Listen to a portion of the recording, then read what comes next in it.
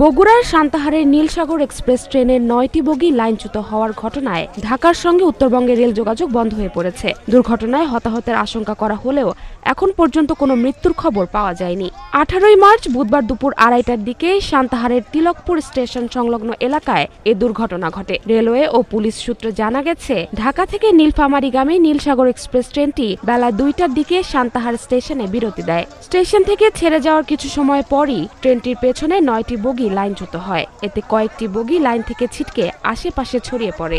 Santahar railway থানা পুলিশের উপপরিদর্শক মাহফুজুর রহমান জানান, এখন পর্যন্ত কোনো মৃত্যুর খবর পাওয়া যায়নি। তবে ট্রেনের ছাদে অনেক যাত্রী থাকায় ছাদ থেকে পড়ে অনেকে আহত হয়েছেন বলে জানা গেছে।